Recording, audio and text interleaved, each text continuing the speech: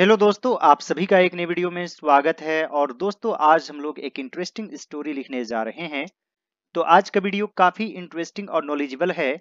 आप लोग सभी इस वीडियो को पूरा जरूर देखेंगे। मैं आप लोगों को एक एक रूल बताऊंगा, आप लोगों को कोई दिक्कत नहीं होगी। So without wasting much time, let's get started now. एक बार दो दोस्त थे। तो यहाँ पर है थे। मान लीजिए आपको इतना लिखना हो, दो दोस्त थे। तो आप वर टू फ्रेंड्स तो नहीं लिख सकते, कुछ न कुछ सब्जेक्ट लाना पड़ेगा। तो आप यहां पर देयर का यूज करेंगे। एक लड़का है, देयर इज अ बॉय। तो दो दोस्त थे और यहां पर है एक बार, यानी कि वंस। वंस देयर वर। यहां पर है थे, यानी वाज वर। दो है, एक से अधिक है, इसलिए वर यूज करेंगे। Two friends. Once there were two friends. वे जंगली जानवरों से भरे घने जंगल से गुजर रहे थे, यानी कि पास्ट कंटिन्यूअस टेंस। जैसे मैं खा रहा था, आई वॉज ईटिंग। वे लोग खेल रहे थे, दे वर प्लेइंग। यानी कि इसमें was were plus ING form use करते हैं। और यह है पास्ट कंटिन्यूअस टेंस। कौन जा रहे थे? वे। यह क्या है? सब्जेक्ट। तो सबसे पहले सब्जेक्ट दे। और गुजरना के लिए आप गो थ्रू या पास थ्रू का यूज कर सकते हैं। तो यहां पर लिखेंगे दे वर पासिंग थ्रू। जंगली जानवरों से भरे घने जंगल से, यानी कि थ्रू अ डेंस फॉरेस्ट। जंगली जानवरों से भरे, full of wild animals. They were passing through a dense forest full of wild animals. अचानक उन्होंने एक भालू को अपनी ओर आते देखा। तो सबसे पहले यह किस टेंस में है? Simple past tense. यानी कि सबसे पहले सब्जेक्ट, फिर वर्ब टू और फिर ऑब्जेक्ट। जैसे मैंने तुम्हें देखा, आई सॉ यू। खाते हुए, eating. I saw you eating. अचानक उन्होंने एक भालू को अपनी ओर आते देखा, सडनली। या फिर all of a sudden.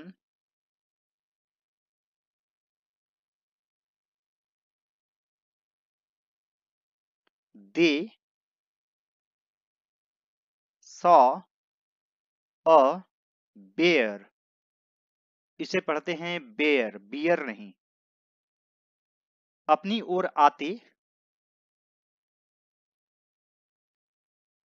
Coming towards them. Suddenly they saw a bear coming towards them. दोस्तों, बेयर का कई अर्थ होता है। यह वर्ब भी है। जैसे बेयर का अर्थ होता है सहना। I can not bear your nonsense. और बेयर का अर्थ होता है जन्म देना। बेयर, बोर और बोर्न, इसका वर्ब फॉर्म होता है। तो ज्यादातर बोर्न यूज होता है पैसिव वॉइस में। I was born, he was born in 1970, इस तरीके से। और बेयर का अर्थ होता है उठाना, अपने जिम्मे में लेना। जैसे मान लीजिए, इस दोष को कौन उठाएगा, इसका जिम्मा कौन लेगा? Who will bear this blame. Who will bear this blame. तो इंग्लिश में एक वर्ड के बहुत सारे मीनिंग्स होते हैं। उनमें से एक जानता था कि पेड़ पर कैसे चढ़ना है, लेकिन दूसरा नहीं जानता था। जानता था, इसे भी आप सिंपल पास्ट टेंस में मान सकते हैं, यानी कि सबसे पहले सब्जेक्ट, फिर वर्ब टू और फिर ऑब्जेक्ट। उनमें से एक जानता था, उनमें से एक, यानी कि वन ऑफ देम। जानता था यानी कि न्यू, तो यहां से यहां तक अभी सब्जेक्ट है।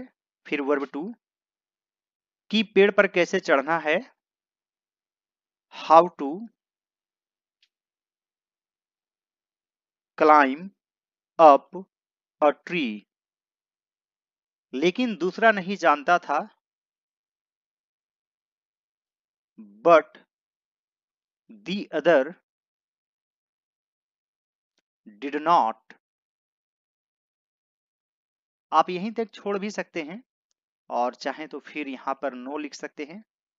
One of them knew how to climb up a tree but the other did not. वह दौड़कर एक पेड़ पर चढ़ गया। दोस्तों, दौड़ कर यानी कर रहने से हम लोग अक्सर क्या करते हैं कि पहले वर्ब टू, फिर एंड, फिर वर्ब टू, यानी कि दो वर्ब यूज करते हैं। यह सिंपल पास्ट टेंस में है, यानी कि सबसे पहले सब्जेक्ट, फिर वर्ब टू और फिर ऑब्जेक्ट। और जिसमें कर लगा रहेगा, दौड़कर, खाकर, उसकी इंग्लिश पहले लिखेंगे। तो यहां पर लिखेंगे ही रैन, यानी कि रन का verb to, run, ran, run होता है।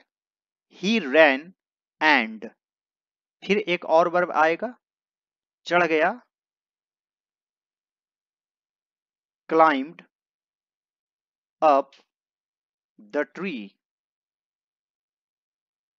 ही ran and climbed up the tree. उसने सोचा कि वह बिल्कुल सुरक्षित है, तो यहां पर लिखेंगे ही thought he was quite safe. He thought he was quite safe. दूसरे को असहाय महसूस हुआ। तो यह भी है सिंपल पास्ट टेंस में, यानी कि सबसे पहले सब्जेक्ट, फिर वर्ब टू और फिर ऑब्जेक्ट। असहाय यानी कि हेल्पलेस, महसूस होना यानी कि फील, फील का वर्ब टू होता है फेल्ट और वर्ब थ्री होता है फेल्ट। दूसरे को यानी कि the other, felt, helpless, the other felt helpless. अंत में वह निश्चल होकर जमीन पर लेट गया और मरने का नाटक करने लगा। लेट गया, नाटक करने लगा, यह भी है सिंपल पास्ट टेंस में, यानी कि सबसे पहले सब्जेक्ट, फिर वर्ब टू और फिर ऑब्जेक्ट। निश्चल यानी कि मोशनलेस, और लेटना का लाई होता है और लाई का वर्ब टू होता है ले, लाई, ले, लेन। और नाटक करना, इसके लिए यूज करते हैं प्रिटेंड, यानी कि एक तरह से बहाना बनाना, ढोंग रचना। अंत में एट लास्ट, वह निश्चल होकर जमीन पर लेट गया। He lay down on the ground motionless. At last he lay down on the ground motionless, और मरने का नाटक करने लगा। And pretended to be dead. At last, he lay down on the ground, motionless, and pretended to be dead. भालू जमीन पर लेटे हुए दोस्त के पास चला गया। भालू जमीन पर लेटे हुए दोस्त के पास चला गया। तो यहां पर लिखेंगे द बेयर वेंट, या फिर आप लिख सकते हैं walked up to the friend lying on the ground. The bear walked up to the friend lying on the ground. उसने उसे सूंघा, उसने उसे मरा हुआ समझ लिया और जंगल में चला गया। सूंघना की इंग्लिश होती है स्मेल, इसका वर्ब टू होता है स्मेल्ट, और यहां पर आप स्निफ का भी यूज कर सकते हैं।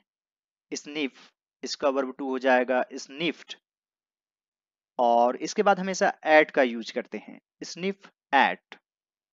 उसने उसे सूंघा, ही स्निफ्ड एट हिम।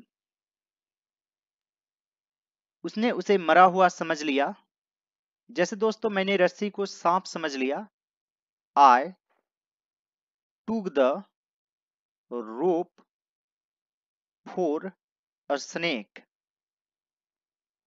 तो इस तरह से टेक वर्ब का भी यूज करते हैं। तो यहां पर लिखेंगे ही, और जानवर के लिए आप इट का भी यूज कर सकते हैं। It took him to be dead. आप थॉट का भी यूज कर सकते हैं। It thought he was dead, इस तरीके से भी आप लिख सकते हैं। और जंगल में चला गया,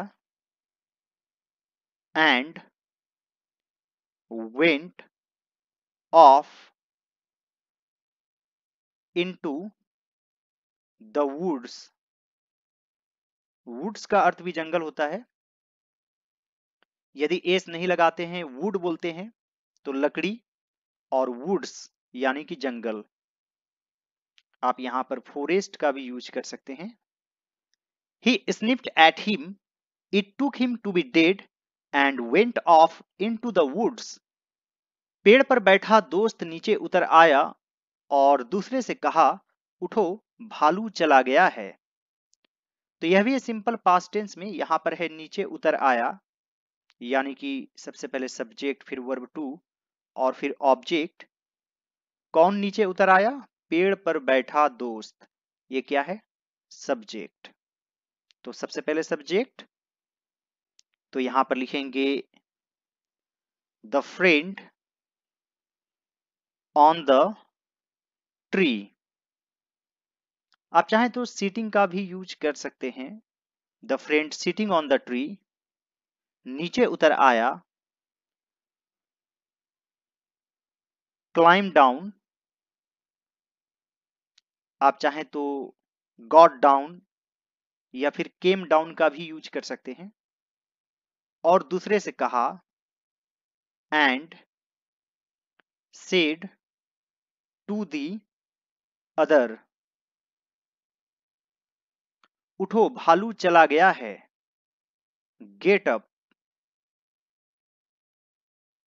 द बेयर हैज गोन।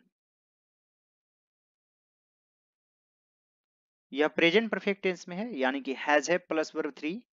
जैसे मैंने खा लिया है, I have eaten.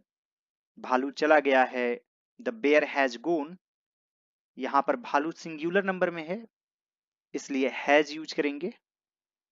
The friend on the tree climb down and said to the other, get up, the bear has गोन।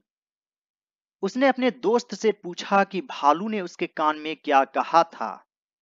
तो इसमें पास्ट की दो घटनाएं हैं, एक है पूछना और एक है उसके कान में क्या कहा था। तो सबसे पहले कौन सा काम हुआ? यानी कि भालू ने उसके कान में कुछ कहा, उसके पास गया था, तो ये वाला काम पहले हुआ। तब उसके दोस्त ने पूछा। तो इसमें दो पास्ट है, एक है रिसेंट पास्ट और एक है डिस्टेंट पास्ट। जो घटना पहले हुई हो उसमें हम लोग हैड प्लस वर्ब थ्री का यूज करते हैं, यानी कि पास्ट परफेक्ट टेंस में लिखते हैं। तो यहां पर है उसने अपने दोस्त से पूछा, ही आस्क्ड हिज फ्रेंड। और दूसरी तरह से आप इसे इनडायरेक्ट स्पीच में भी मान सकते हैं। हम लोग अक्सर सिंपल पास्ट टेंस को पास्ट परफेक्ट टेंस में बदल देते हैं। तो सबसे पहले आएगा क्वेश्चन वर्ड व्हाट। भालू ने, the bear, he asked his friend what the bear had whispered into his ears, यानी कि उसके कानों में क्या कहा था। whisper यानी कि फुसफुसाना। he asked his friend what the bear had whispered into his ears, दूसरे दोस्त ने कहा, भालू ने मुझसे कहा कि झूठे दोस्त पर भरोसा नहीं करना चाहिए। the other friend said, भालू ने मुझसे कहा कि झूठे दोस्त पर भरोसा नहीं करना चाहिए। The bear told me not to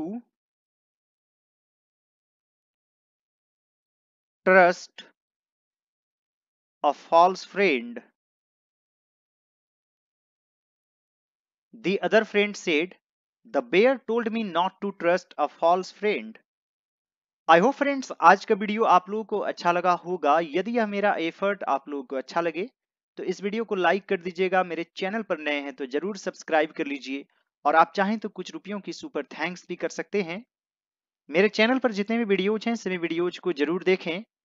all right friends, thanks for watching, have a great day.